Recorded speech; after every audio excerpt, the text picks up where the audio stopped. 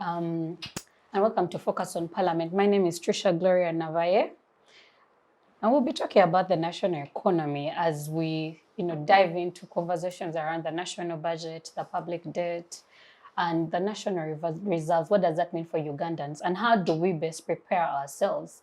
But also, what is the conversation that is happening in Parliament in regard to these contentious issues? And to help me have this conversation, I have a lady and gentleman who help me dissect the nitty-gritty.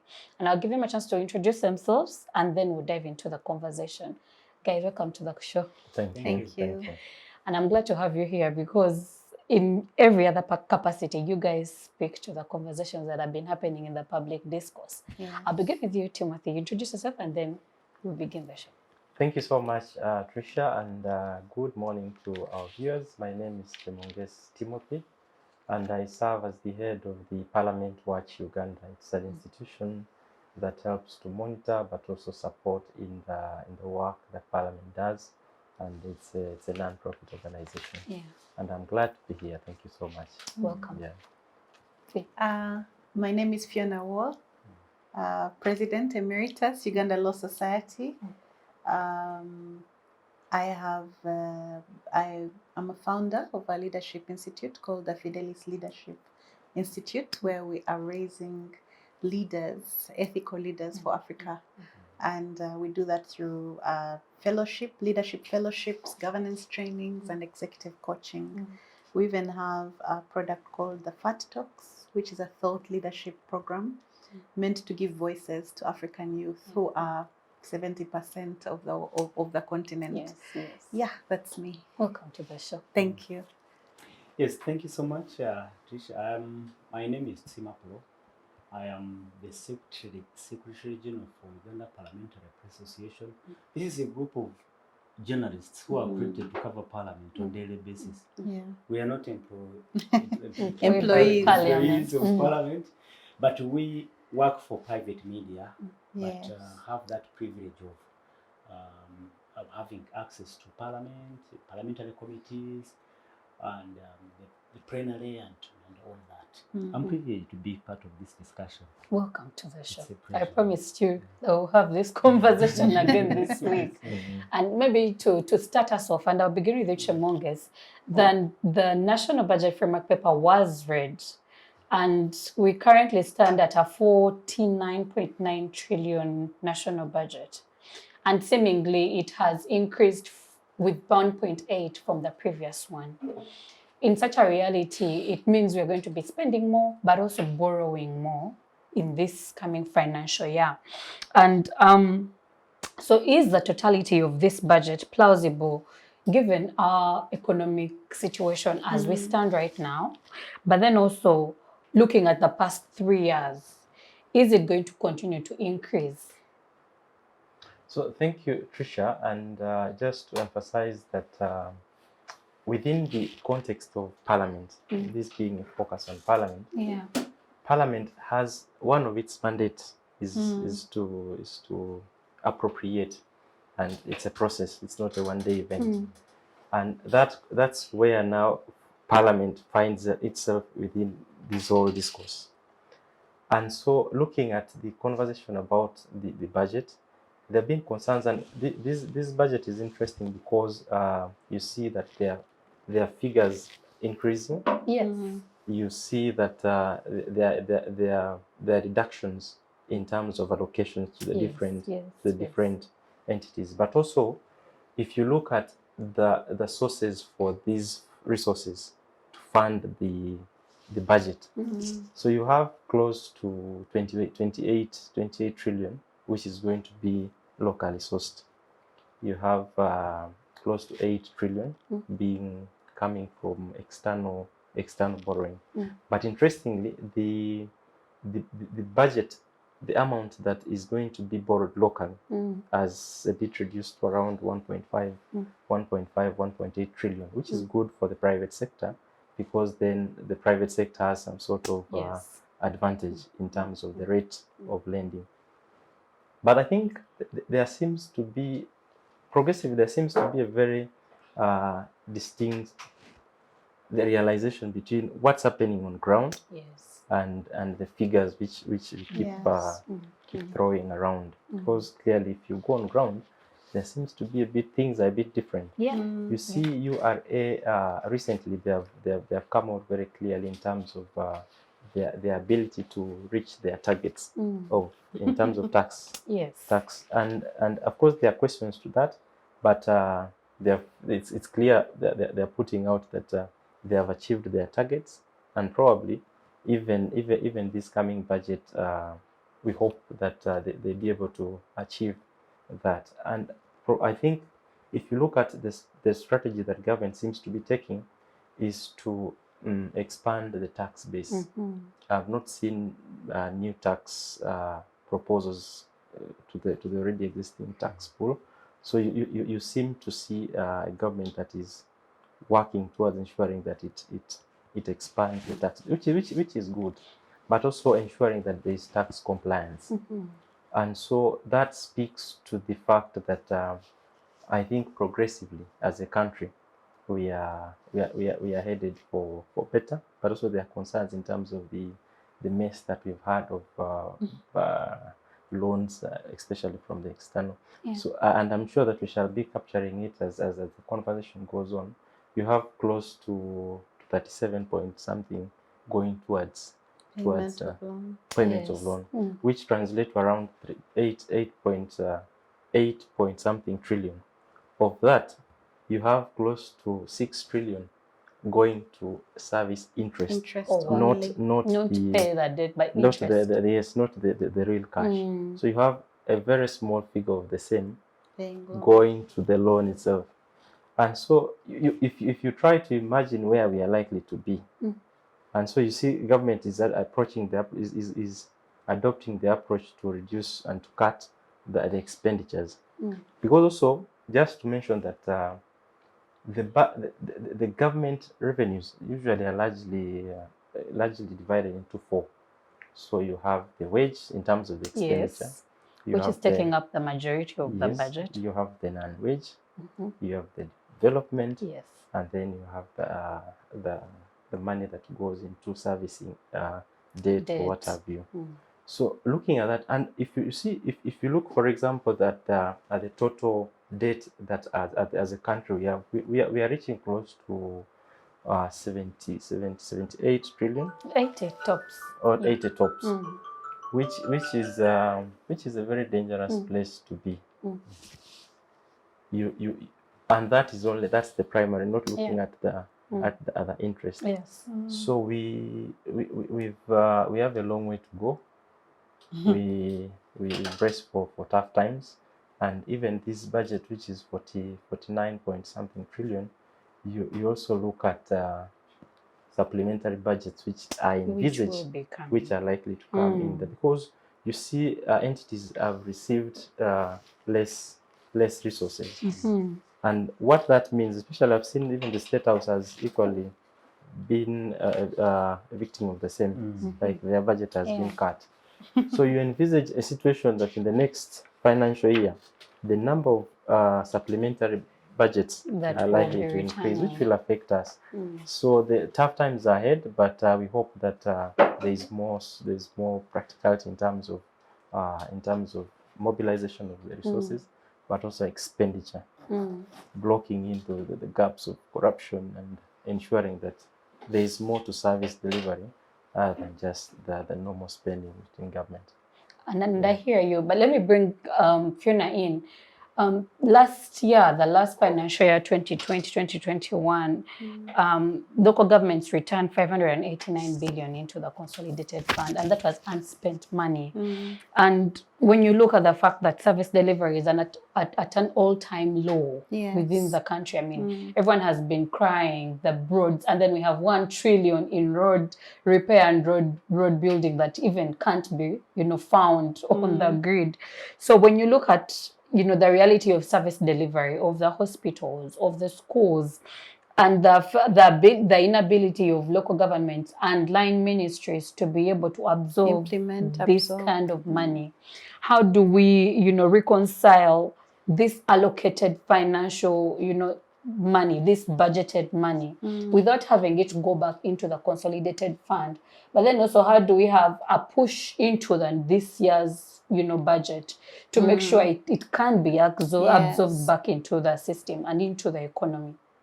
I think we have a real problem with performance management of our parastatals, MDAs, and the implementing organizations. If somebody returns that amount of money, they need to be held accountable. Yeah. That means work has not been done. Why has it not been done? Is it justifiable? But it should also inform, with, for instance, foreign donors. If you return that amount of money, you're not getting it next year. Yes, I hear you. And I think we need to really, like Timothy said, I want to applaud the fact that one will seem to be tightening our purse strings, but I think we're tightening them in the wrong place. For years, government agencies have brought back money, and the next budget reflects the exact amount they asked for before, which means somebody's not paying attention to the fact that they can't perform. Secondly, at the time that we're doing budget reviews and these things come out, what are the administrative decisions being taken? Yes. Who's messing up these organizations that they can't serve? We've been in pandemics, we've been in an Ebola crisis, but at the same time we still hear cases of centerfolds not being equipped, etc. And yet money is being returned to the consolidated fund. Yes. And as we speak, the Ministry of Health has never gotten a budget that Uganda is a signatory to the World Health Organization, mandates on how much they should budget for health, for instance. Abuja Declaration. Yes, and the Abuja Declaration. They have never accorded even half of the requisite budget to health. But even the little they are according, there's no performance. There's very little performance. So we need some heads to roll, literally, so that there's action. These budgets should inform administrative decisions. We need to see Parliament call out these people to account. Since we're talking about Parliament today. The second thing that I think Parliament has heavily contributed to is the issue of supplementary budgets. People intentionally under budget because they know they're going to get supplementary budgets. And we all know that the process of supplementary budgets has heavily corrupted Parliament. We all know about parliamentary committees benefiting from these processes, which should not be allowed to happen. If you are here and you're a watchman for the people, then you should be able to hold people accountable. And I'm hoping that Timothy has already anticipated huge supplementary budgets to cover, I don't know how many we see, for instance, from State House, even in a year that their budget has not been cut. So we need to say, let's be strict on these things. If we have administrators that have not planned, let them be held accountable. Or live within our means. Because I feel like we've not been able to stay in a reasonable frugality. Yes. And the other thing that also bothers me is project implementation, which speaks directly again to performance management. We have foreign loans that government is going to pay, that our children's children are going to pay, but every day we're underperforming. We're delaying procurement. If you look at the procurement performance of institutions, it's appalling. A procurement takes 1 year, 2 years. Nobody's being held accountable. But that 1 year, 2 years, the loan is collecting interest. Money is not being absorbed. And then, guess what? They're coming for additional loans. They're coming to Parliament for additional loans. Now, I've always said that a parliamentary committee should never allow an additional loan when somebody has not absorbed at least 70% of what they were given before for the same thing. So we have project extensions being approved every day, loans, etc. And it's a pity that we also do not seem to have enough negotiating power. These people that are giving us loans should give us grants with those loans. That's true. Yeah. These people that are giving us loans, the negotiations should be on interest, should be on timelines. We should be able to negotiate when we have crises. There are some things that have frozen things. For instance, if there were projects in Mubende, we had a lockdown. What is the impact? Who has negotiated on behalf of all those projects that were happening in Mubende so that the Ugandans will not pay for those delays? In other jurisdictions, these things would have been closed, renegotiated, and it's dealt with.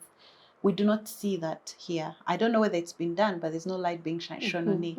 So for me, performance management is a real issue, but also our priorities. Last year, I was very uncomfortable with our number one priority being payment of interest.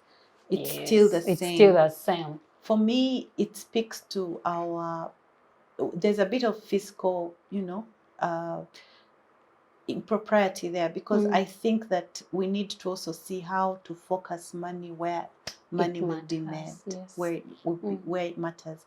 Yes, we have obligations, but as a country that has dealt with one crisis after another, I think there's time that we can also negotiate payment terms. We can negotiate, because this paying of interest, we have not even seen performance reports on it. We do not know whether government complied last year.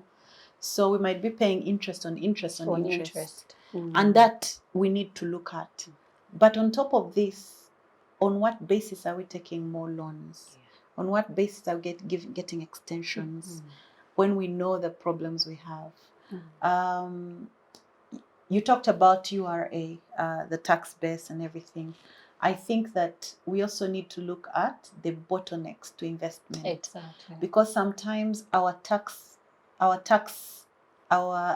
going to go to the URA aspect. Uganda Revenue Authority has some policies that I believe right now are impeding investment. When you look at their taxation policy on vehicles, people have stopped importing vehicles because URA has decided they don't trust any Ugandans, so they will assess for you the value of your vehicle, and taxes are through the roof. So people don't want to import vehicles, and yet URA says you should import new vehicles. But what are they doing to facilitate that business so that they can get a huger tax base? What are they doing to facilitate different sectors like agriculture? There's a time I think school materials were not being taxed. But then what are we doing to also curb corruption when it comes to importation of things? We've had some issues around agricultural financing. What are we doing to hold? A lot of our money went into UDB to fund recovery programs. We know this money has not left UDB.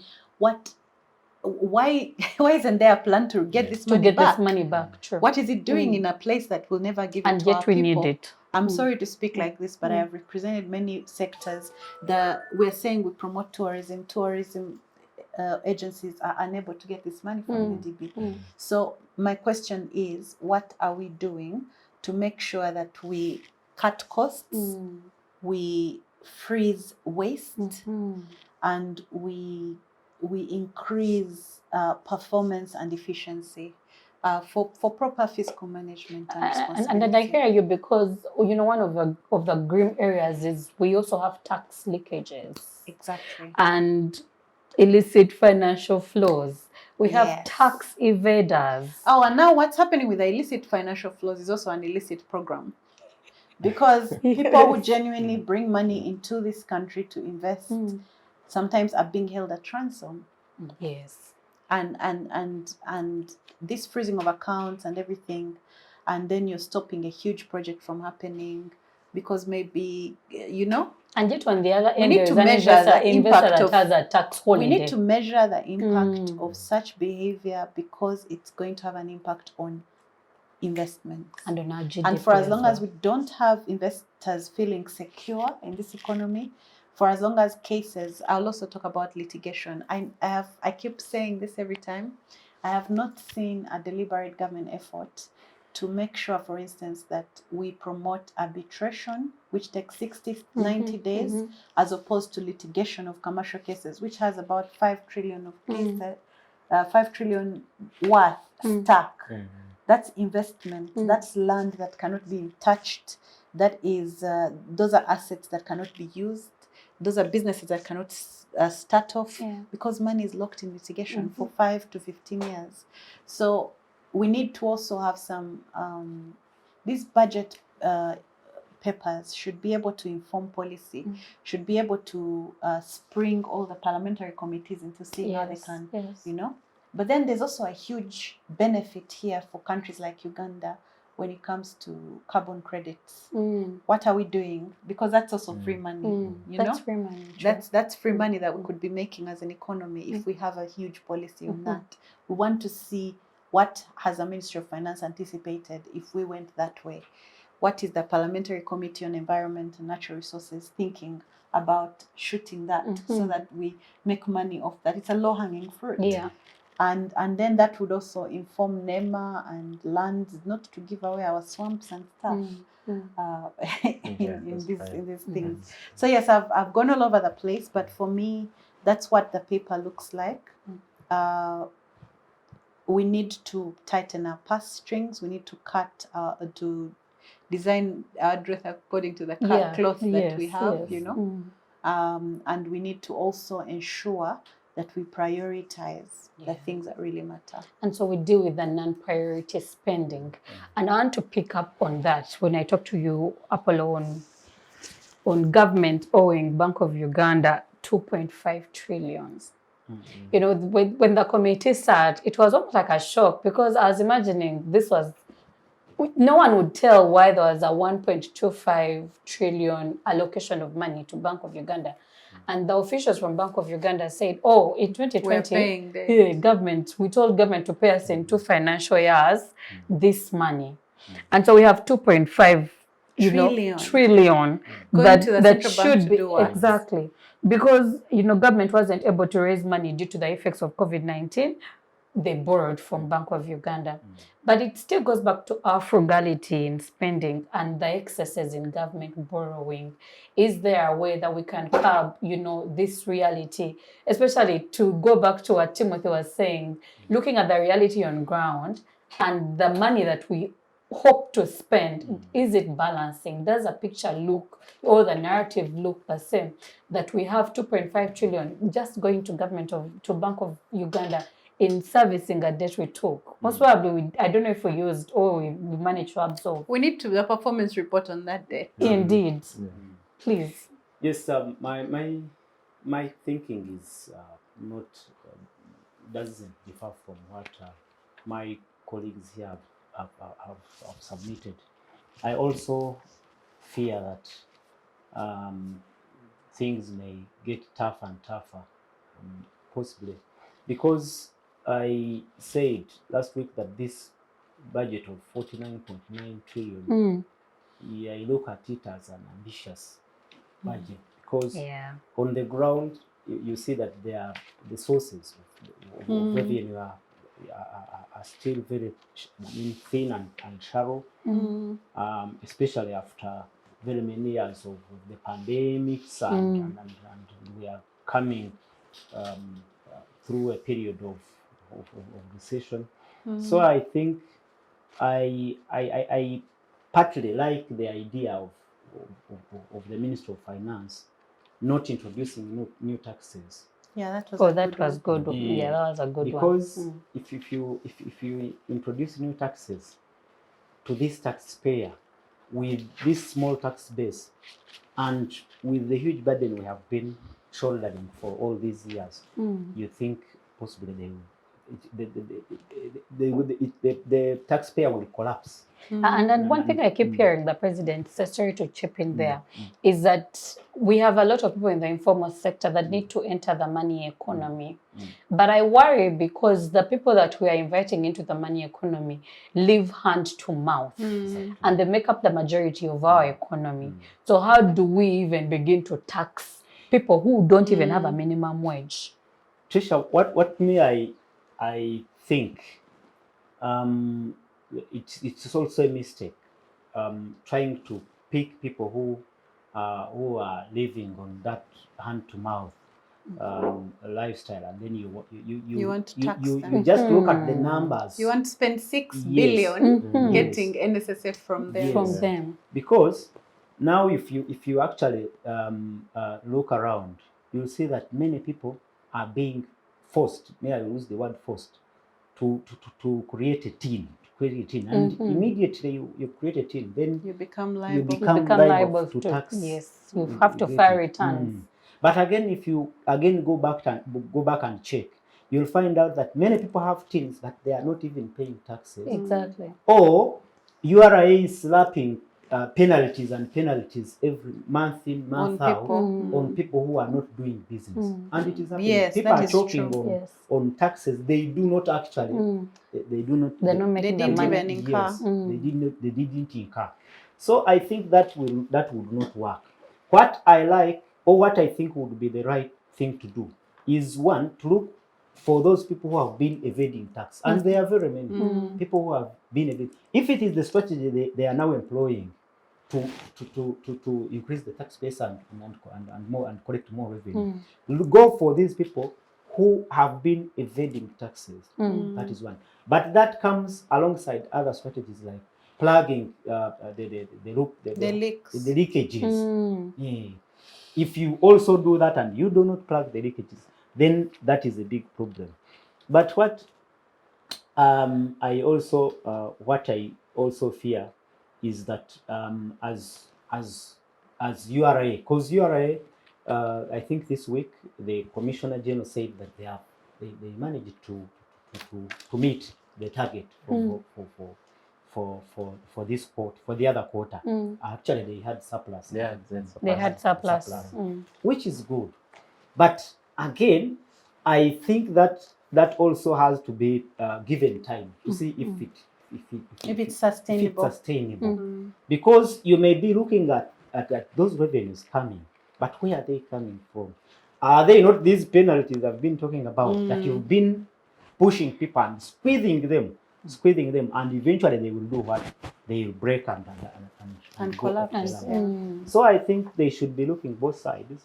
But I wait to see if again the priority could be reviving the economy. Yeah. Because I think that would be the right thing to do after all these years of epidemics and what.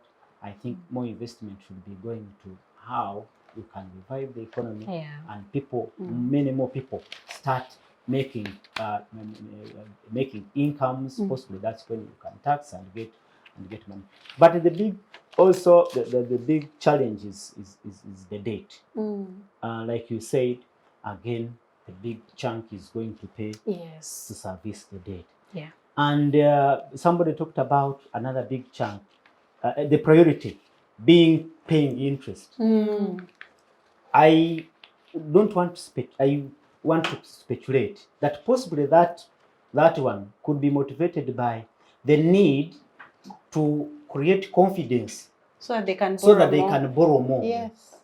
And that is dangerous because these warnings that come, like last time I was in the committee and they were telling us that they tried to procure a loan, was it from, and they told them you cannot procure loans here. That's why they came for domestic borrowing, that they could not go for those loans. So paying interests, prioritizing paying interest could be motivated by that one to create some confidence, and then you keep borrowing, which is actually dangerous in the long and the unfortunate bit is also that with this borrowing, then the taxpayer feels the crunch and bears a burden on being taxed.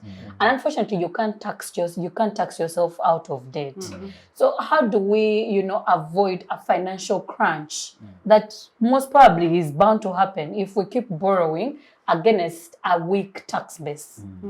Maybe Timothy, you can try to deal with that. So, Tricia, before maybe I just respond to that, there are a number of things that have been raised and probably what maybe I would. The first is on the issue of the TIN. Yeah. You see, if you say TIN, the TIN number, what quickly comes to mind is paying tax. Tax identification number. Which, if you look at it from the other side, no one enjoys paying tax. Sometimes people pay tax because they are being forced. Yes. So, but the discussion about TIN and all these other things, especially from the URA perspective, it should be that you're picking a TIN because it's going to benefit you in the following ways. You will access finances easily. You'll be able to maybe get some exemptions. Ideally, it should be a thing to help you. Support you. They're not selling it well. Not selling, you're selling it to people, tax people. So you have very many people who would ideally take evade. it. Yeah. And then the other thing I just needed to highlight, and it's a question that you put to Pheona, as regards to performance and non-utilization of resources, especially for the budget. Yeah. The concern about that previously had been that the money comes in late, and by the time you want to use the money, time has already gone. So Parliament has since adopted an approach which is, I thought it's very proactive, if well implemented, that the Ministry of Finance will be required to present quarterly performances of the money that they release. If I don't know, they have done it so far, I think twice in this financial year. I hope it is something that progressively, because then it's clear that we've released this amount of money, and then it allows for quick use of the same resources. The other thing that also I just thought maybe I could highlight is the thing of the Auditor General. You have the Auditor General who has presented a number of reports as far as performance of these resources are concerned, the corruption. We go ahead and actually we are considering a budget in total. I don't neglect say that, to his reports. but ideally it should be a budget go hand in hand. That this is where we are and what happened in the previous. Because if you look at the report, it clearly highlights a number of shortcomings in terms of execution, but also use of the same money. And so if we do the same thing over and over, then it's fair to say that we should expect no change. The thing also that Pro also needed to highlight, and it's Pheona who had mentioned, is regards to the desired goal of specific percentages to go towards different entities. Especially for we have the health, which both at the stand of WHO and even the Abuja Declaration, it was generally agreed that countries should work towards at least 15% of their budget going towards health. Because it's very critical. 15%. The same, I think also they agreed around 10% of the same budget should go towards agriculture. So we have a budget here which has been which is being presented, and with a theme of ensuring that the agriculture sector is called given 1%. It's the theme seems to be running out of, but there is an element of agriculture, economizing agriculture and industrialization. And then the military will take the lion's share. It's a bit of there seems to be a bit So the agriculture, which is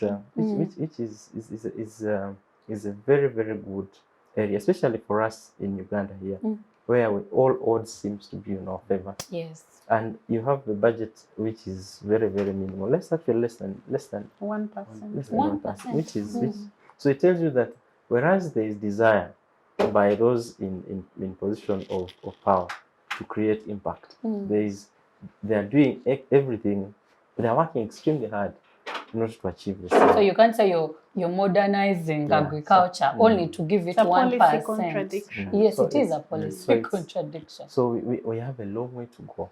If you visit the healthcare systems, our healthcare system, it's a mess. I mean, recently the MP refused to be treated in his home district hospital. Which is mine. So my people of Kanungu, for them, they are going to die. Yes. So that speaks, and the point really there is the amount of money that goes into service delivery is very minimal. You already have a budget which is constrained in itself. You have at least there's not been that strong will to ensure that the leakages are blocked. A lot goes into corruption and what have you. So if those are blocked, then ideally what you expect is that there should be some sort of improved service delivery. And so for me, especially for this budget, there's still and Pheona was saying that her biggest desire was to see that the amount in the budget that is high should be ideally going to service delivery. Now it's going towards debt repayment. And unfortunately, at least as we stand today, if what's happening is to continue, that percentage is likely to go up, and the service thing will go down. Will go down. So you see, we've borrowed money, and borrowing has never been an issue because you may not have sufficient resources. But if what is borrowed is not utilized well, then you go into further debt. Ideally, what we will be now discussing is how much money of the previous of the debts that we've got, how much is it recuperating? Like how much are we getting out of them? You get. So we've had a number of the cost benefit. The cost benefits it's still a big issue. So we've had resources going to the energy sector. Production, energy sector. We've had others going to the infrastructure, which infrastructure also, it wears out. Now a lot is being allocated to repairs. Is it 50 to repairs? 50 something. So you see, it speaks a lot to how our priorities sometimes are different. You have a tourism sector for which, if well utilized, at least we'll bring in out money. But if you look at what is on the budget, there seems to be a totally different picture of the same. And so for me, what I'm saying is that, especially for government, the current government, I don't know where we are really, and there has to be the level of non-priority spending. Our priorities are a bit very, very, because also even as citizens, as you hold the government high on regards, because there is a lot expected from them, because they have they have our money. So even those of us who pay taxes, when you see that there's no value of the tax that you're paying, you have a huge population, especially those maybe of unemployment, those who are unemployed. You have the informal sector, which you have to ensure that you encourage to eventually contribute towards the money. So there's a lot of confusion, but we hope that even with this conversation, there is some sense that prevails. But I think he made a very good point there. All the monies we have pumped in the energy sector. What have they brought out? The tariffs really reduced. I think I heard government say next year the tariffs will reduce. Yes, but to what extent have we actually benefited from what? What they're pushing in. And then another thing maybe I can hint on in just 1 minute is what I may call untapped revenue. We seem to have the revenue that remains out of the budget, and our minerals. We have huge resources. I mean, across this country. Has gold. Yes. How much is collected from those minerals to sustain to support our budget? Possibly, that brings suspicion that possibly there could be individuals who are actually benefiting from those minerals, yet they would be the ones to support what? Look at the countries like DRC. I think that is the case. They have all the mineral resources, all the mineral potential. Congo is an oxymoron. Yes, it's a rich, poor country. But they're one of the poorest countries in this world. So there is that possibility that we have wealth, but wealth is being enjoyed and the wealth is being enjoyed by a very few. Yet these monies would be the ones the revenues that will be supporting the budget. And then the little we put in the budget is also being preyed on by the same people. So that is a big challenge that we should also be looking at, but not looking at squeezing this person, this taxpayer who is struggling for a living, and then you assume that he or she, that taxpayer, will support the budget. That is, it's like you milk the cow dry. There are other, if I may add, there are other tax bases that have completely been untouched, and we do not understand why. If you go on huge farms on every Saturday, they're selling cows in the billions, or they're selling pigs, or they're doing fish farming is huge in Entebbe. nobody is at those farms. Right now, if Movit releases a cream like this, UNBS is there, poop tax on each container. Now, the way they're taxing water, mineral water, is not happening to the cows that are being sold, to the pigs that are being sold, to the... When you look at how much meat goes to abattoirs on a daily, fish, we're exporting fish, but what's happening down there between the fisherman, between the... And that's a huge economy, untapped economy. There's money there, and it's clean money, and even the farmers will tell you, this is lucrative. This is lucrative. But nobody is touching that money. When you talk about minerals, there are people who are sitting on concessions year after year, and they have not effected any development whatsoever. They are breaking their concession agreements, and nobody is taking these concessions away from them. And people have created monopolies in whole sectors because of this. This needs to be looked into. We have a financial intelligence authority that I feel keeps looking at only money coming in. And yet there's a lot of, you know, they target civil society, which is really, I think, pennies compared to a lot of money that's going around. When IGG tried to do the lifestyle audit, you saw the guidance they received from the president. These things concern me because they're the leakages we're talking about. They're the untapped income that URA should be looking into.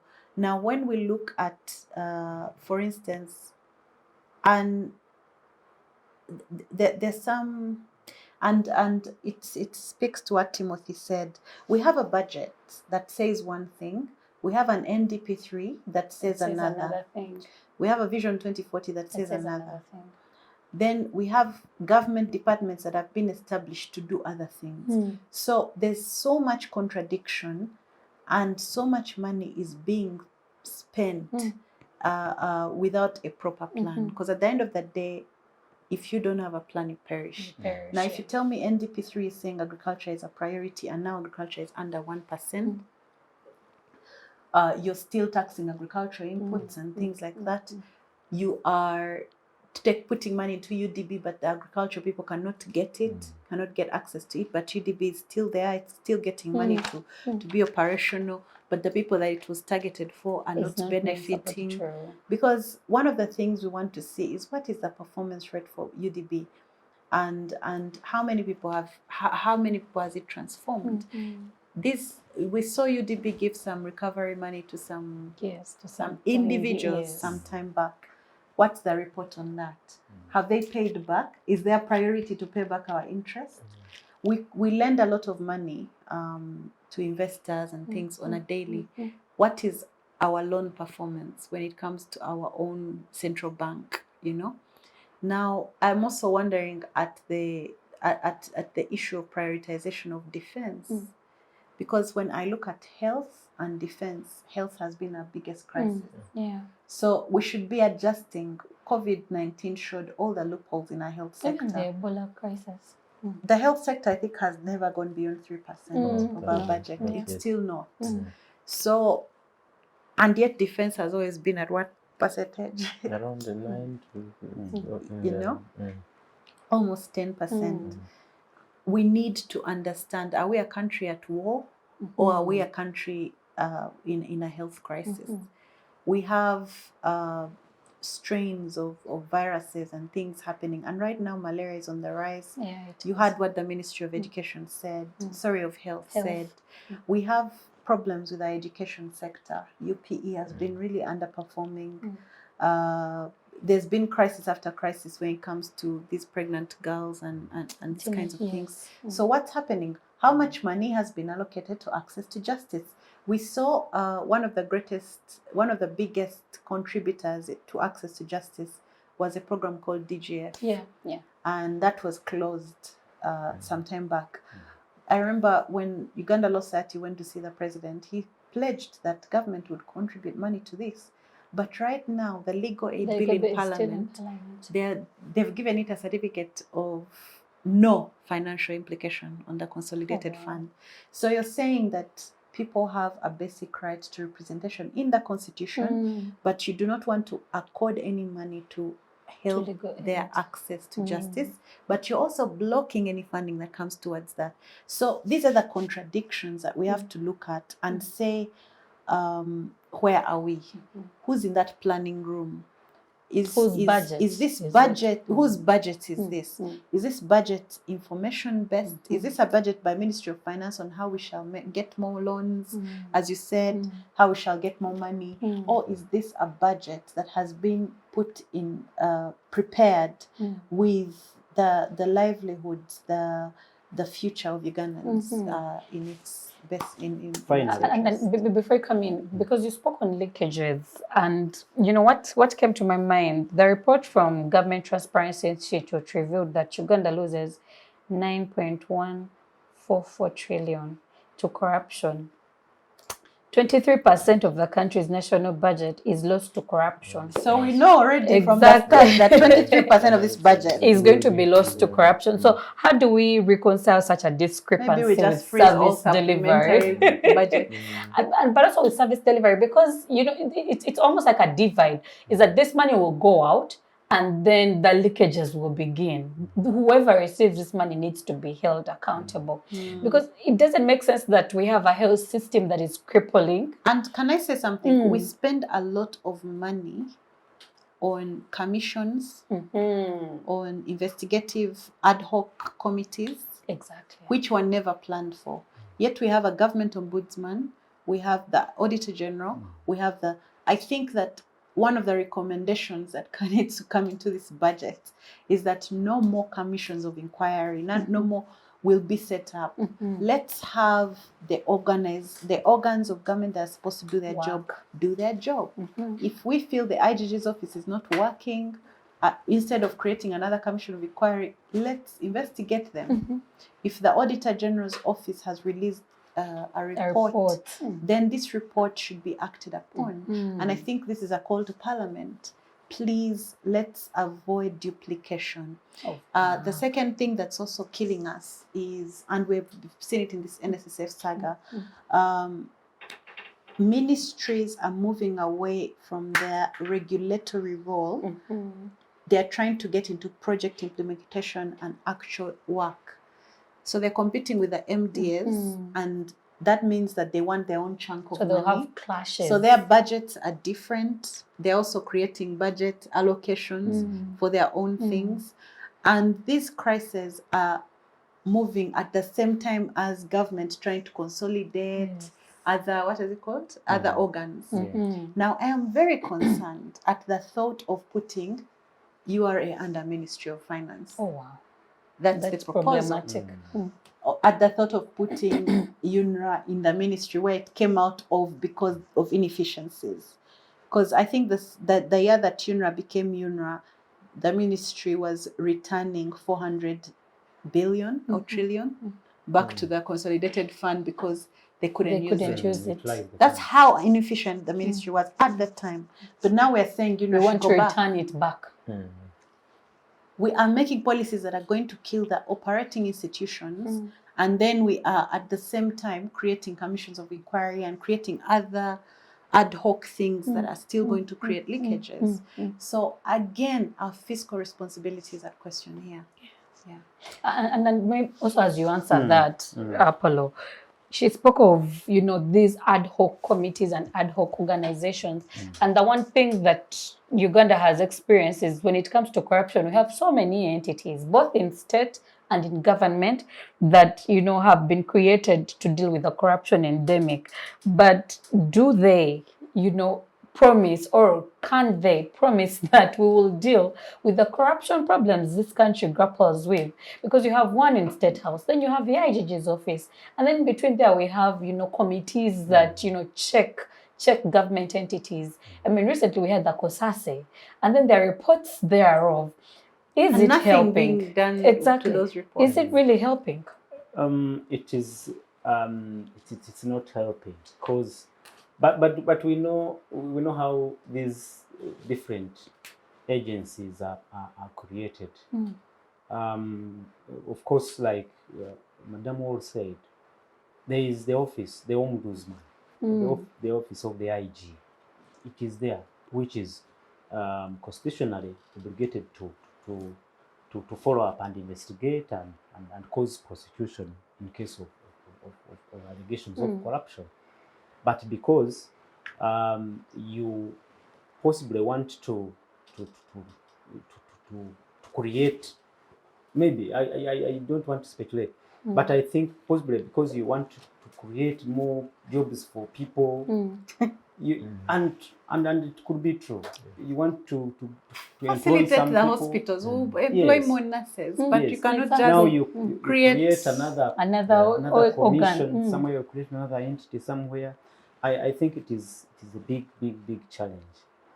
We'll talk about that corruption, I hope, during this discussion. But I don't want to forget one critical thing. As we look at increasing and broadening the tax base, we should again look at how we can create confidence in this taxpayer, to have that confidence that the tax he or she is paying will be utilized and he or she will benefit from that tax. I think that's where everything starts from. Because me and you pay tax. Yeah. But me, when I'm paying tax, I would want to see something in return from the tax I pay. But if I am paying tax and then I'm not finding, anything. If I go to a health care service center or health facility and there are no drugs. Yes, automatically I will feel. And then another thing is the lavish lifestyle the people in government offices are living. You don't expect a taxpayer in Chikubo or in a street somewhere in Kampala who has been slapped with a tin and these penalties and everything to pay. From the heart, to pay willingly. I recently saw a video of Frank Gashumba showing cars parked. Yes. And they looked like they weren't old. Yeah. They were new cars just parked, grass overgrown on them. When the news flash shows that many they are buying new cars, when actually you remember what happened after elections. People saying, I will not sit in this car. I remember I said, I don't want that car. I don't want that car. I want a new one. A new one. Yet there is a vehicle, an official vehicle for that office. So as we look at growing and broadening tax base, create confidence in taxpayers, plug the leakages, and possibly that would help us. And Apollo, as we close, maybe just, in hindsight, to this report, the IGGBT Kamia said, perhaps the answer is in mindset change and in a lifestyle audit. But I query whether those two entities will help with dealing with corruption. Because but they failed. They failed for years. Because I'm imagining if you're telling me I need my mindset change, but I know who stole the money. So how do we, especially in building confidence in citizens? And we have reports and we have evidence. Exactly. And nobody's being done anything. How do you tell me that mindset change will be the answer? Or building my confidence will be the answer? I just want the people that are responsible for this to be held accountable, to be brought to justice, to be told to pay back this money. And there is no mindset change, like the mindset change of seeing your friends go to jail. Exactly. And you're like, so this money can get me. Yes. I keep saying that. So that's a query. When it comes to citizens' confidence, I don't worry about the citizens themselves. I worry that there's been a level of impunity within the system that has let a lot of big fish go and, get the chicken thief. Yes, get the chicken thief to court before the person who stole the Mulago hospital money is held accountable. But let's take a break. And then when we come back and we talk about, our debt as Uganda. Equally, every Ugandan, you have to pay 1.8 to your government in public debt. What does that mean for us? Don't go away. Digital rights are those human rights and legal rights that allow individuals to access, use, create, and publish digital media or to access and use computers, other electronic devices, and telecommunication networks. Digital rights include a right to freedom of expression, information and communication through technology, a right to privacy and data protection, a right to credit for personal works, a right to universal and equal digital access, a right to identity, a right to anonymity, a right to be forgotten, and a right for protection of minors, among others. The state's digital rights are frequently violated through various unfair actions, for example, blockage of websites and social networks, theft of credentials, unauthorized use of people's data for personal gain, privacy intrusion, online censorship, arrests and intimidation of online users, internet blockages, and the proliferation of laws and regulations that undermine the potential of technology to drive social, economic, and political development worldwide. It is hence every citizen's responsibility to respect rights of other digital users and to speak out or report to the responsible parties when one's rights are violated. Welcome back. I am still seated with Chemonges, Timothy, Pheona, and Apollo Tusiime. And we are still talking about the economy of Uganda. As regards to 2023, we were dealing with the national budget earlier on, and we also talked about corruption. But we want to now talk about something that is, highlighting the headlines this week and in the weeks to come, perhaps. The public debt for Uganda hit 80 trillion. And in short math, it's that every Ugandan is owed 1.8 million shillings to this government.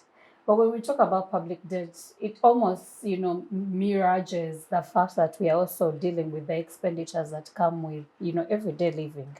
Because it's almost like it's over the top of every other thing that we are living on. There is this debt burden that we have as a country. But with all these factors tied together and the realities therein, do we have solutions as Ugandans first, but then also as government and Ministry of Finance in dealing with such a heavy public debt? So, thank you, Tricia. And, ideally, debt and borrowing is not a bad thing. It is in how you use the borrowed funds that matter. If you met a person who has defaulted and a very bad defaulter at that, he will give you an image of how borrowing is bad. And because the consequences usually also there. Today in Uganda, the GDP to debt to GDP ratio seems to be actually not agreed. We have Ministry of Finance recently. They say that our debt to GDP is around 49 point something. 50%. Theirs is less than 50%. Bank of Uganda in their... Which they say is still sustainable. Which is sustainable. You have... So recently, Bank of Uganda equally came out and in their report, their position is that our debt to GDP ratio has surpassed the 50% threshold. Oh, wow. But also, that it's the position of the IMF as an advisory that ideally debt shouldn't exceed the 50% mark. Yes. But in our current circumstances, we seem to be taking slow steps, but very sure towards ensuring that we surpass, we follow up, and that's not just for following extremely bad. Because in one financial year, we had a 22% increase in our debt, in our public debt. So it's quite problematic, especially in questioning whether we'll be able to repay back our debt obligations. And so, if you try to look at how this debt has been used in the past, you find the debt, a loan is being borrowed, and it has not been planned for. The money comes and it's idle. It's already accruing interest. Creating programs for it. Which is a very bad picture. And as a country, if we chose to be very deliberate in ensuring that both the resources that we have, that we mobilize internally, and even the borrowed resources outside and internally are well utilized, we'll be in a better position. And as we mentioned earlier, the government seems to be now a bit reducing its appetite to borrow locally, which is a good thing. Also, like you've seen in the recent past, when government was borrowing money through the Standard Chartered Bank, because it's easy, because with local borrowing, or if you borrow through the Standard Chartered Bank, you're borrowing outside, but you use their goodwill to get the money. And out of the same money, actually in that specific loan. But are the interests, viable? Yeah, and I mean, specifically on that loan, you could see that almost 12% going to what they call insurance, administrative cost. Wow. But ideally, I think that to put it clearly, those were kickbacks. And of course, it can't be said. But the question of debt is something that as a country we are yet to we will continue to grapple with, because we seem not to have understood how to go about the same thing. If that is affecting our budget in terms of its implementation, that means you're looking at a bigger percentage of it going towards the payment of that. It affects us directly, both in terms of service delivery, in terms of confidence, and as you've mentioned, there is an average debt of each head close to 1.8 million, or how much is that? 1.8 million per Ugandan. Ugandan, which is even the newborn baby. They'll be paying. They'll be paying. So it's and we find ourselves, actually the thing is, there seems, if you went recently when Ramadan Gobi was appointed to the Ministry of Finance as the PS. Of course, many of us had confidence with him, and these are the economies that work, and many of these. But we had an economist. Yes. So, but there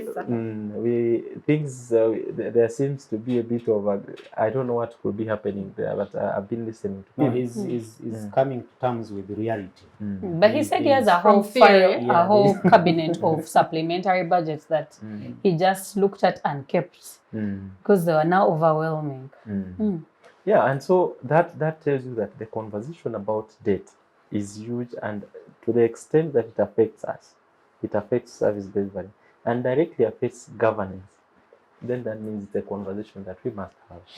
Maybe Pheona, as you respond also to some of Chemonges' things, when it comes to planning and the reality of that we've borrowed money that is not even planned for, how can we reconcile, our national expenditure in that regard? I think I like letting systems work. I believe in letting institutions work. We have a national planning authority. Where is it in this picture? Where is the National Planning Authority's feedback? The only time I see them is when they are issuing their plan, their national plan, National Development Plan. the National Development Plan. But then, where are they when the budget doesn't reflect the NDP priorities? Where are they when Parliament is approving a loan? What is their feeding into that? Where are they when user departments are raising issues and projects are being implemented and everything? I have never really seen them in there. I don't know whether they're not included properly or something else. Right now we have cities. The government woke up and declared cities. We have had unplanned creation of political areas. What are they called? Electoral areas, the sub-counties and sub-counties and MPs. What is this thing? Constituencies. If I fight with you and I decide I want to run against you and you don't think that you will beat me, we go and negotiate and we split the constituency into two. But you see, that has made us end up with administrative sections that don't have resources because we didn't plan. We do not see National Planning Authority coming out and saying, please stop these things for now. Let's first catch up. And now we are working up maybe on that also. The challenge with that is also that local governments are returning money as well. Exactly. But you see also local governments have their own problems. Because now suddenly you're saying the parish model, LC3 will be in charge of this thing. We have mayors, then you're saying we're going to create cities. So already at the district level, there's always been the issue of the RDC versus the technical people. You know what I mean? Yeah. Then there's been the issue of so they're called RCCs. RCCs. Yeah. The cities we've created, do we have resources? Was it a planning project? What is happening? Political. Because right now, I can tell you that we should have a roadmap for the cities. We should have an ideal administrative structure for the cities. We should have a budget that says for these cities that are going to be, we're going to do, maybe in the next 4-5 years, we will equip these cities. But before we even go to the cities that are coming now, we have had, what are they called? Towns. Municipalities that are ill-equipped. We're supposed to have a center for at every this. We're supposed to have. So where is national planning authority in this? When it comes to infrastructure planning, we decide, I'm sorry to say, but sometimes I feel that things are very ad hoc.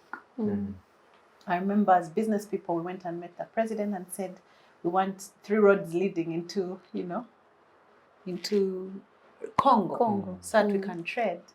And he said, yes, we shall have the 3 roads. But you see, what I expected was NPA to go, work out the modalities, and say maybe in the next 2 to 3 years, we will do this. I don't know whether those 3 roads that the president promised are in this budget, or there was a supplementary certainly created for it. So we need to see that everything government desires to do, National Planning Authority takes it and works with whichever agency to actually make a plan. Because the plan says, this is where we will get the money. This is how we will implement it. This is how we will pay back the money. That plan is lacking. If you tell me that there are projects where we have borrowed money and we didn't have a plan, The other day we saw a minister saying they want 6 billion, and then we said asking, where is the work plan for this? What was the origin of this? For me, there's a problem with planning. We have seen, for instance, when we were doing Kampala, when Kampala City Authority became established, we thought, there's going to be planning around the city. So you're planning roads, they're planning infrastructure development. National Water is building a huge Cattle Sea project that is going to go through the city. UNRA is also doing their own thing. MTN and Airtel are doing their own thing. And then suddenly you see just chaos because they're breaking each other's roads and pipes and what on a daily, because the city authority is not taking charge of these projects. I have been in conversations where we are planning for cities. There's a national planning meeting, and we went to this planning meeting, and the model for the city that they were showing us was the city of Kigali. Oh, wow. And yet when I took a trip some time back somewhere in Europe, and they were showing the model city plan for Kampala. So in my head, I was like, we are in a planning meeting and you're showing us Kigali. Another people city, in Europe have yet people in Europe have a model for us. So what's happening here? So when it comes to I'm putting this back on Parliament's watch. What is Parliament doing to ensure that these agencies and organs are doing their work? That they can report adequately. Exactly. What procurement process led to this loan? Where was PPDA? Because PPDA has to approve some of these things. Where was the Ministry of Finance? Where was the Director for Budgets? Who contributed to this mess that we're in? And that also speaks to, if I am Pheona and my department borrows money and does not utilize it, what are the consequences? IGG should come in there. And then IGG should prosecute me. They have powers to prosecute. So I don't understand why IGG has so many reports, so much evidence, and they've not acted on it. I don't understand why the Montgomery report, which, there were many accusations that this committee was spending over 6 billion. Was it a month? A month. Yes, 6 billion a month. How long was it there? Almost 2 years, 3 years. Calculate that amount of money. And then the report, nothing is done, Where are the reports that these different commissions of inquiry have come up with? The airlines report. We've seen all these things where there's so much hula baloo created, and then at the end of the day, there's no action. Exactly. So what I'm saying is we need to link planning with performance, and then we need to keep people accountable.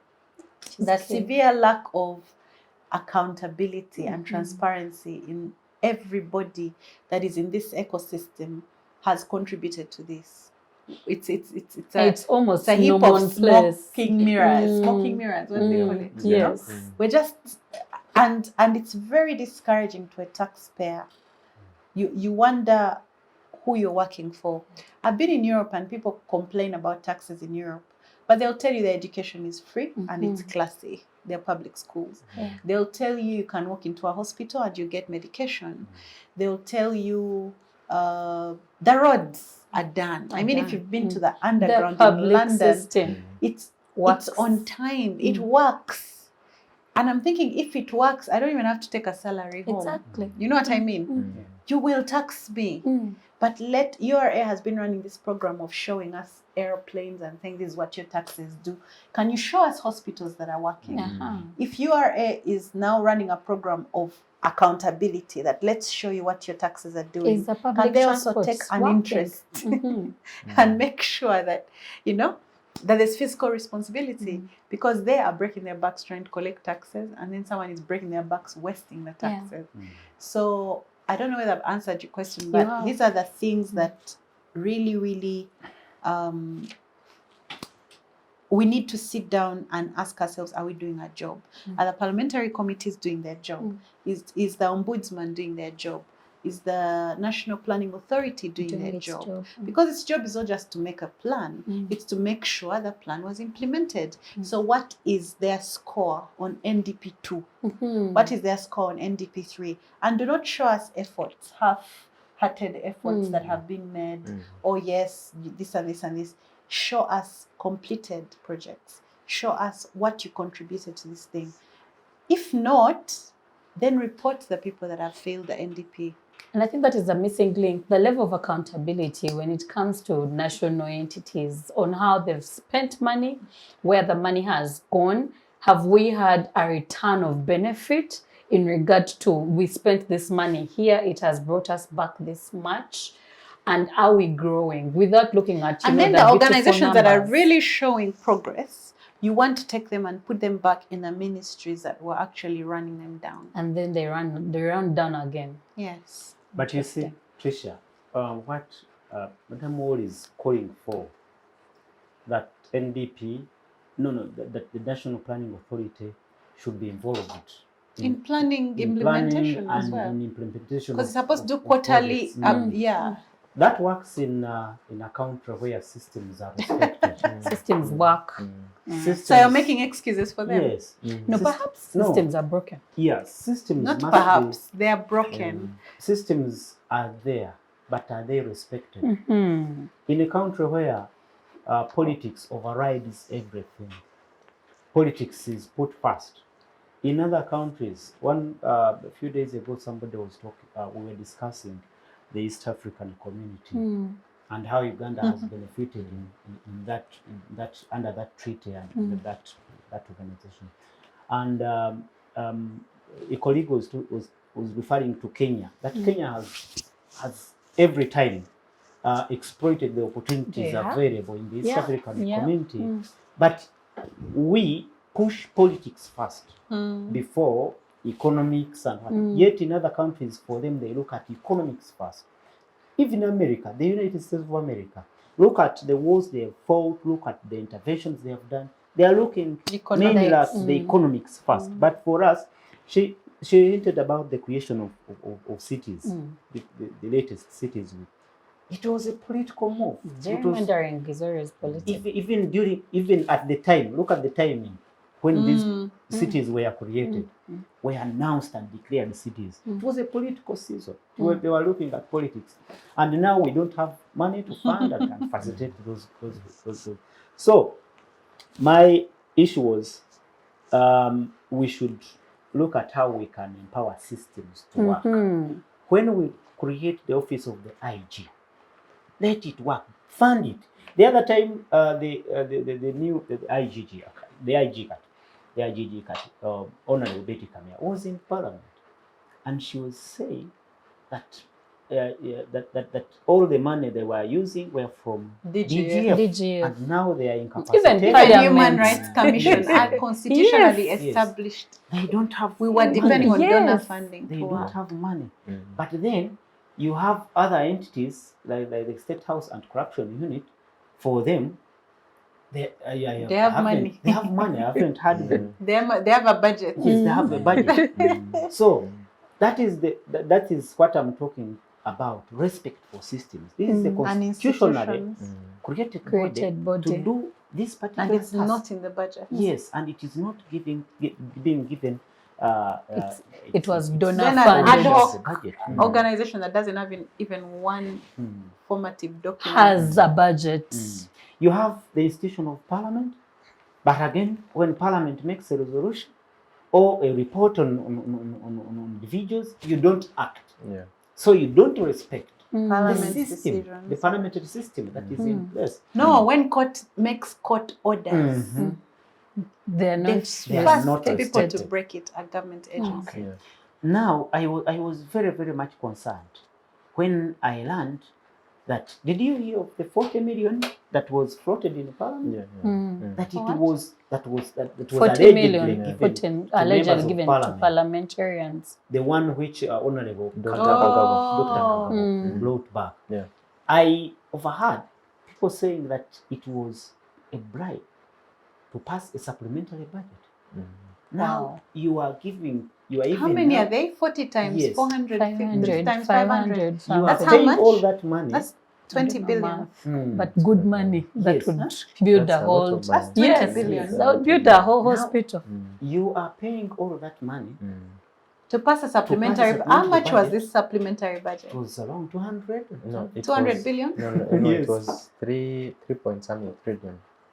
3 point something trillion. So already people have made their calculations. Someone must be going to eat a huge chunk of that. And I think that's a challenge with supplementary budgets. How you can curb the leakages around them, because there's a cut for someone somewhere. Now you already have spent a lot of money. You've injected in money to pass. Now even the intention for that supplementary is now is now clear. That it is not going. It's not going anywhere to do work. To do work.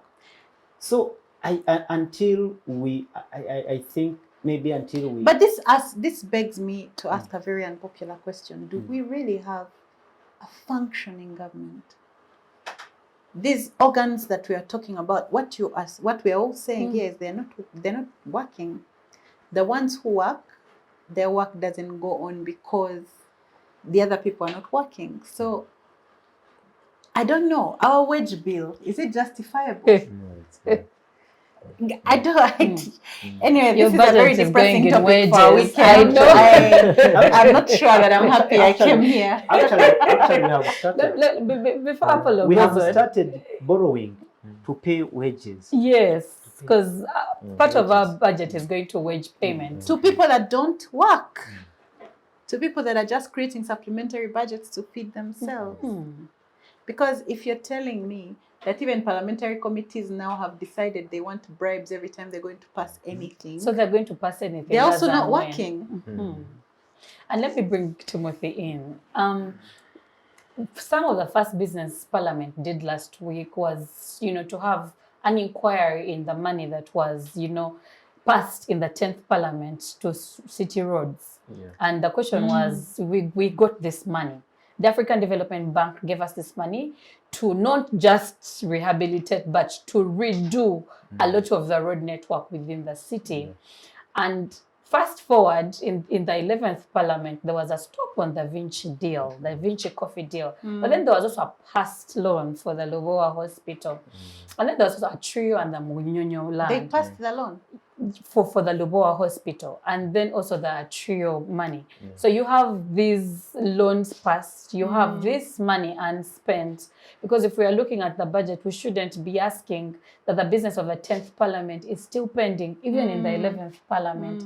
How do we, and that's in dealing really with the money that we don't spend, how do we, how do we have matter hit the road and have people spend the money that should be spent, so that we don't have inquiries before money is spent? It should be that once the money was passed, the roads should have been worked on. But it took potholes for us to question, hey, there was money actually passed for this. So how do we get to that point? So Tricia, every time there is confusion, I think for me the question is, whom is it benefiting? Every time there is non-compliance of institutions, respect of systems. While it's good to look at it's being disrespected, whom is it serving? When you have a report that a committee of parliament, say COSASI, has looked into and presented and finalized on the report, and it has submitted for debate, it is not being done. The question would be for me, whom is it serving? Because directly there has to be someone that is it's serving. And for me, that should be the conversation. If you have a system that ideally, so you've talked about the roads and the money that we passed in the 10th Parliament. I remember when the 10th Parliament had just when the 11th Parliament had just started, there was a directive by the Speaker for a look into all the loans that had been passed in terms of this, where they are and whether they have actually been released and whether they are working. That report has never been presented to Parliament. There was something very interesting when the 10th Parliament had just when the 10th Parliament was ending. So the chairperson of the Parliamentary Accounts Committee Central, that's Nanda Lamafabi, then moved a motion and mentioned the motion was that all the pending business then, as far as the Auditor General was concerned, and those are accountability matters.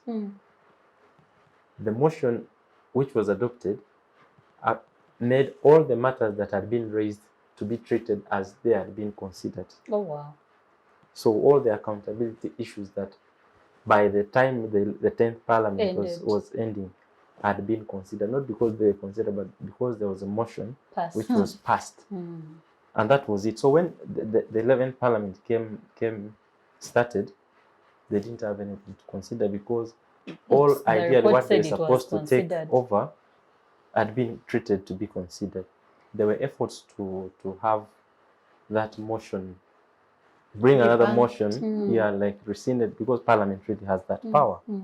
And I think somehow it died away. It died away during that all that confusion. But I think that there seems to be systems are not they are not working in like everyone is working in their own way, and I think it's serving someone's interest. And so is our economic challenges are governance issues as well? Because that is what I hear you say, is that as long as the governance structures are not working, and as long as, there are no channels for systematic, follow through, then it's very hard for us to hold our economy to any other standard other than the realities within the government structures. It's a governance challenge. You see, and those of us who are in governance space, one of the theories that we believe is that everything starts and ends with governance. If you have a poor governance system, if you have people who are in charge of managing certain things and they can't be held accountable, you have nothing that can happen. Ideally, if governance is streamlined, and that's from the top to say local government down there, ideally you and they sense, you can be sure that there will be service delivery, there will be accountability, there will be systems coordinating and having the outcome come out clearly. So, but in this case, everyone is working on their own. You have a national planning authority, and I've listened to them. They say that they have contributed and they have put out their proposals, but they are not being adopted. So it means that someone somewhere is not doing their job. Is not doing their job, but also someone is happy. Benefiting. Is benefiting. It's like funding that. this For corruption, this whole funding the confusion. smoking mirrors. Yes. And it's what Pheona says here, that you have reports which are actually corruption has become a business. A business in itself. But you know, when we were getting CHOGM, I remember someone making a very weird comment, and we thought it was a nasty joke at the time. They said, I am going to call someone and book to be on the Commission of Inquiry in CHOGM. Now we can predict. Wow. This was long ago. Yes. But you remember what happened after CHOGM. That every time we come up with a project, there will be a commission of inquiry, which we will have to fund. So if you are, so if you don't want to participate in the stealing, you want to participate in the investigation. Actually, maybe also to come to that point before you go in, Chemonges, on that very point. A lot of times it's the imagination that Ugandans are, and I hate the fact that the president keeps saying we are lazy. We are not. Ugandans are hardworking. But in the reality of public debt, it's the imagination that Ugandans actually have jobs and will be able to service this. And then universities will churn out graduates, and then you will have people get into the work system and seemingly look like as though they are working, but the system can't absorb everyone. Both in the private and the public system, it almost looks like we've failed to find ways of, sucking into the system, the people, the youth that are coming in. And seemingly also in the government entities, there are people that have refused to retire. And so there is a clog in the system. The unfortunate bit that maybe you know what you said there, that's ridiculous. Refuse to retire. How is that even possible in public systems? And so my question then is, the retirement with the reality of, we are going to still have graduates churned out. We are going to still have people within the system that are unemployed. And then we'll have a lot of, labor immigration also happen at the expense of, I don't know if there is even brain drain, but at the expense of our country as a totality. How do we bank on human capital in making sure that we can deal with public debt, but then also we can increase our tax base? Human capital development is a huge chunk of our NDP3. Yeah. But when you look at our budget, how much has been assigned to that? One of the things that we need to look at is the rate of unemployment. There are different ways to measure these things. You look at the rate of unemployment, you look at how many graduates are now in the informal sector. I think for me that's, if you have received very formal education and you're in the informal sector because there's no room for you in the formal sector, that's a problem. There is a Luganda slogan, say, degree jiteke bari oyiribe. And that is what is happening. But also, at the end of the day, if we were to do manpower audits in our institutions, how many people are doing jobs they're not qualified for? True. So there are serious, deep systemic issues that are contributing to an unemployment story. But then also, if you're telling me that we have a huge service sector that is not funded, not facilitated, overtaxed. Overtaxed. These days, even just to get a certificate, I've been trying to convince my lawyers to make sure, they register, do LDC, get certificates to practice. Now they're being asked to pay 100,000 shillings by URA per certificate. Oh, wow. Now you're trying to, even these people who are trying to professionalize, you're killing them. You're supposed to be incentivizing them. You should be saying, if you have, in other countries, if you have a certificate, if you have a professional qualification, they'll find you a job. Your priority. But not in Uganda. In Uganda, they punish you with a tax. So I think that there are systemic issues we need to look at. But again, I think Parliament, for all these 40 million things they keep getting, I think they should really do some work for us, because they need to put questions there. What are we doing for graduates? If graduates are not that important, why do we have right now we have over 12 universities providing lawyers? The lawyers, each of them release like 1,000 lawyers into the market every year. Our LDC has only the capacity of 1,500, and you've seen the failure rates. So even the issues of performance there are in question. So if you're releasing 12,000 lawyers and you have capacity to only pass 1,500 into the, where are the rest going? Then you wonder why some people are defrauding others and holding out and things like that. And this is just one profession. Now, what will happen to medical doctors? What will happen to social scientists? What will happen to BBAs? To what is the biggest number, you know? And then if these are university graduates and they're even doing postgraduate diplomas at that level, where are those that have finished Essex going? How many do we have? Now we have all these schools because people have to make money. Exactly. Then government has said, okay, no, we want technical skills, right? But then the issues of skilling, the issues of making sure that these institutions are incentivized, facilitated. I don't know. We have real issues there. And sometimes I feel that even the Minister of Education has not done enough. If you know that you don't have the capacity to give scholarships, why don't you partner with other countries? Let them give scholarships to our people. Exactly. If you know that you want to encourage technical expertise, why don't you get other universities or other that have the expertise that can help you to partner here or to come here and give these things? I think that the ministry also needs to look into that aspect. But the issue of unemployment would not be a problem if we had systems that work. Because systems that work also create a healthy work ethic. Sure. But we don't have a healthy work ethic. People are sitting in their offices and working on their side hustles. They don't even call them their side hustles anymore. And that is not something you can blame them for, because URA is taking 40% of their salary every day. They don't have transport. They don't have a public transport system that works, so they have to use borders that threaten their lives every day. They don't have hospitals that work. So even if you have medical insurance for government hospitals, it's still not that good. You still have to spend on private clinics. You don't have, your children cannot go to a school you trust, because all UPE schools now, the quality is so low. So you're going. Because if an MP can say, I'm not going to Kambuga Hospital, I will die there.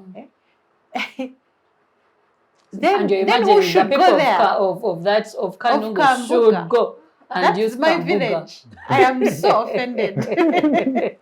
Because I have been, I have a sick dad, I have an ailing dad, and we've suffered so many times because and that's that our hospital doesn't hospital. have anything.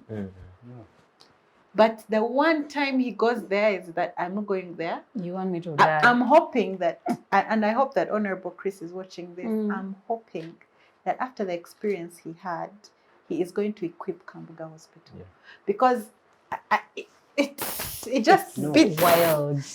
Yeah. Me, I said, if a minister gets a blackout and is airlifted to Murago, then what happens to those people who are getting blackouts who get blackouts there? And there is no one to airlift them. They qualify for automatically they die. So, like she said, it's an eye opener, and hopefully Chris is a medical professional. No, but he has been there. He knows that village. He knows that hospital. He's been there MP for over 10 years. Exactly. So the people of Kambuga, when you're voting for Chris, what are the questions? What do you expect from him? And I'm not trying to make him a target. I hear I'm you. just giving an example. I hear you. When we come to a place, if you are a leader, there should be impact. There should be change. There should be positive impact. People should know that they've gotten a leader. So I know we've lamented a lot. I hear you. But I think for me, that's why we've started this Leadership Institute for ethical leaders, because we've realized that Africa has everything. In Uganda, we have everything we need. We have such a beautiful story. The land, the resources, that every day we discover new minerals. Yeah. The wealth of the people, the human resource. Ugandans work really hard. But we are not making it. We are not looking like the paycheck after paycheck. yes. People Dubai look like middle Dubai class does not are even poor. have soil they can grow anything in. But Look at where they are, you know. And when we look at this, it's not because we are Africans. It's not because we were colonized. It's because we have poor leadership, greedy leadership, unaccountable leadership, corrupt leadership. And for as long as the leadership is failing us, by the leadership is a serious factor of production. If it's not there, good leadership, you're not going to have all these things actually work for you. So we need to also, as Parliament, of course, I know that some of the parliamentarians are not good leaders, but I also think that since this is about what's happening in Parliament, we need to see Parliament call out bad leadership, call accountability, call beyond for accountability. It shouldn't be the benchmark to accountability. The same Parliament has had its integrity questionable over time. That's what I'm saying. But at the end of the day, they are who Ugandans have voted in place. You see, another thing that we have to see, the elephant in the room, is there's none of these people that we're talking about just showed up in leadership. We went to the polls and we voted them in. So if we are voting them in, let's suffer with them. But how do we hold them accountable on that We need to hold them. In Kenya, let me tell you, Kenya has the same corruption problems like we do. But in Kenya, you will not eat people's money. Come back, they'll beat you. You saw what they did to KFC. KFC said they're importing potatoes, and they sabotaged KFC until KFC had to buy all the potatoes of the Kenyans. This is civic responsibility. And here we import from Kenya potatoes. Let's not go there. But what I'm trying to say is, when will Ugandans wake up and show and use the civic tools that are available to them to get the leaders that they want? In Uganda, and I would say this, I know that he's deceased and I really loved him. He was a good man in his own way. But when Haji Nasser Sewagala just come from prison, he was welcomed from the airport by the whole country. He was a hero. And they made him mayor immediately of the capital city. Someone with a prison record. Who had ever thought of that? We have parliamentarians who have been damned and reports from the Auditor General from where have been written about them. They've stolen our money. They've stolen our medication. And they'll be back in Parliament. They're all there. They're now parliamentarians. Not only that, they become ministers. Their names are vetted by Parliament and approved. We have thieves or whatever, people who have known to be criminals, you know. Their names are presented in Parliament to be heads of institutions, and the committee approves them. And committees approve them. So I don't know why we're having this interview here, because I feel that as Ugandans, we have shot ourselves in the foot. Exactly. We have gotten the tools that we have to ensure that we put the right people in the places, and we have taken them away. We glorify thieves. We glorify right now the serious people that we listen to, the influencers. Look at them. Look at the ethics. You know. Look at the things that drive Ugandans. It's so sad. And that's what I was saying the other day. We were talking about NSSF, and I was saying the problem with us is that we have a short attention span. We are allergic to serious issues. In fact, when you're talking about things like this, no one will watch. You're making us very you're depressing us. We want to have fun. We want to be on TikTok, and you know, we have a short attention span because we don't care enough. Or is it possible? What she's saying is right. Is right. We don't give those matters that we think are critical attention. Apollo, is it possible that it is a question of civic consciousness and maybe a relegation to apathy? If you asked for a hospital and a politician gave you an empty hospital or rice, the next time you should ask for that. You should ask that. So what is going to happen is the next time he's going to come with sugar, he will be afraid, and people will carry the sugar. That's what I'm saying. But that is what is happening. But it should be the other way around. It should be that we're not even going to attend your thing because you gave us an empty hospital. You know? No, you think it is civic consciousness that is lacking, but I think it has been depleted over time. That's what people have tried. Everything happens gradually. Yes, but what I'm saying people is, have tried. Yes. You talked about Kenyans. I remember a few 4 or 5 years ago, the Kenyans actually brought pigs to Parliament. We also brought pigs. We've also brought pigs. But what happens when you bring pigs to Parliament here? It is so different from what happens. Yeah, when you bring a pig to Parliament in Kenya with someone's name on it, that person is ashamed. Yes. They still have a conscience. It's not the case. Yeah, they will arrest you. No, but I think that what you're saying, I get the point that here we have eroded ourselves. Yes. We've eroded a moral consciousness. But I think that what I'm trying to say is we need to wake it up. Yeah, true. But if we don't wake it up, things are going to get so bad, because sometimes, unfortunately, for nature abhors a vacuum. So it will probably wait for us to get to a point where there's nothing that works in the system for us to wake up, which will be really, really sad. But I'm a parent. I cannot, this is the only country I have. I'm not going to go anywhere else. So we have to be the change we want to see. And it has to be beyond talk shows. It has to be beyond reviews or budgets. It has to be beyond. We have to hold ourselves accountable. These people who are refusing to retire are in our homes. These people who are breaking traffic rules, who are doing this, they're all in our homes. What is happening there, and what do we do intentionally? Yeah, I agree. I agree that we need to deliberately raise consciousness and go back and find out where did the rain start to beat us. But again, that also needs to be backed up by actions. It can actually be meaningful when we see and witness from the actions. For instance, we talked about high levels of unemployment in this country.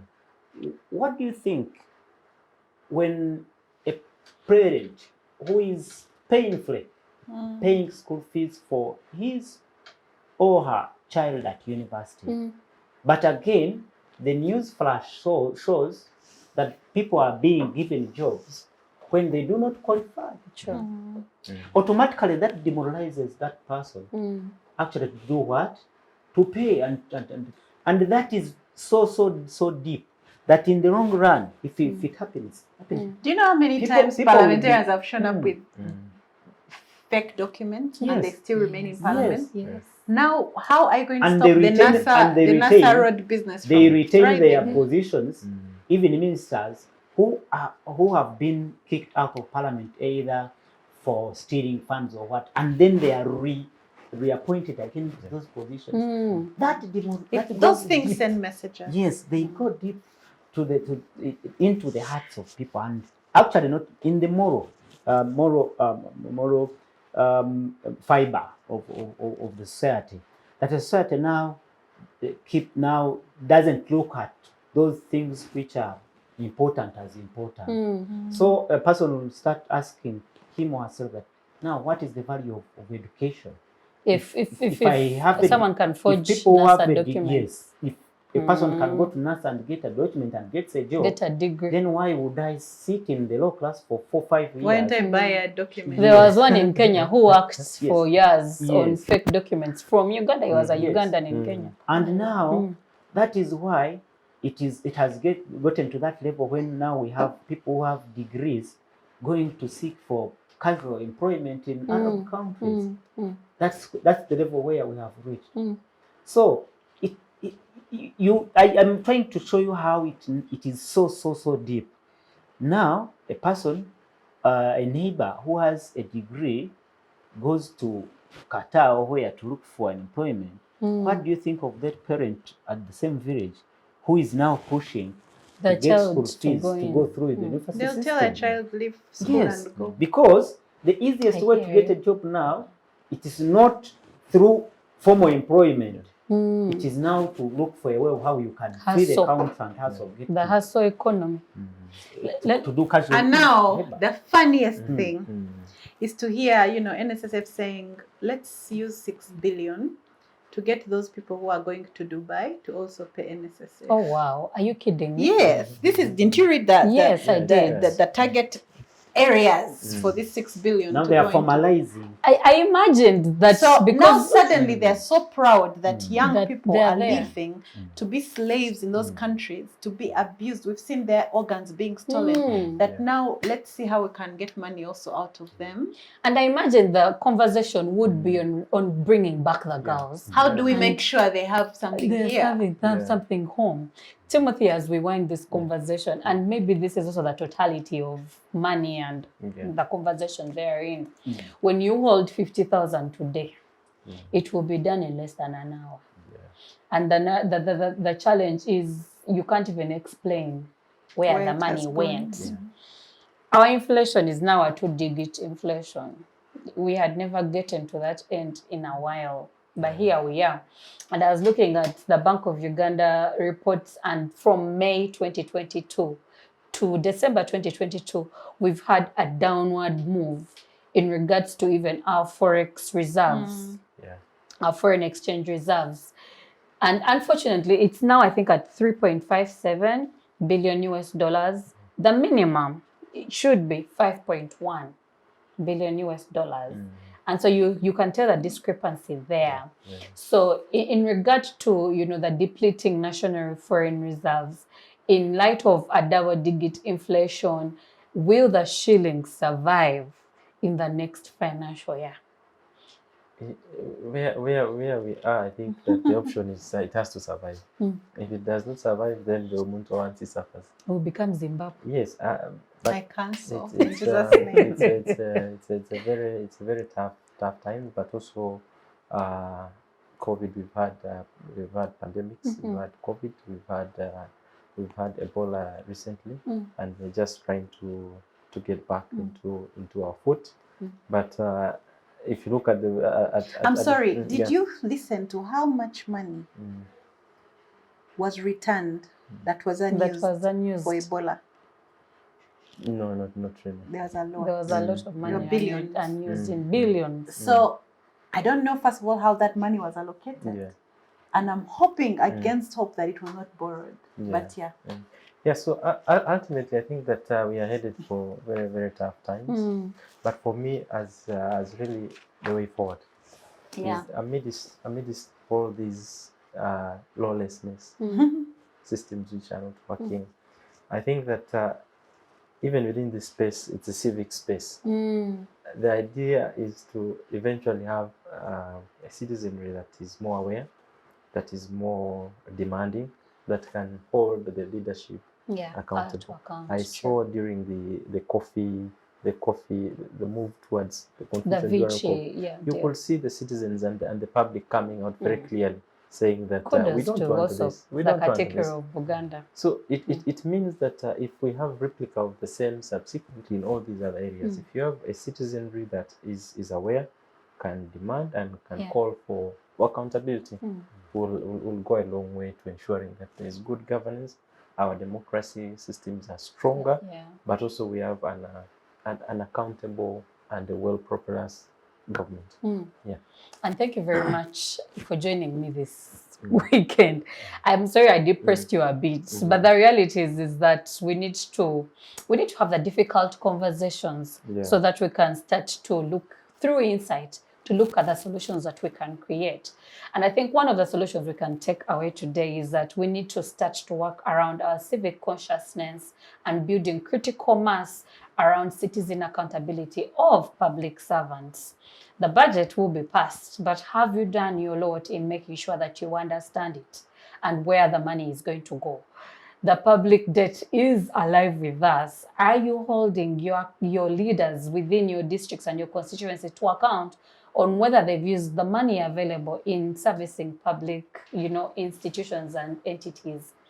Please join us next week as we dissect another issue in this country, but also as we create solutions together. Thank you for joining us. Bye for now.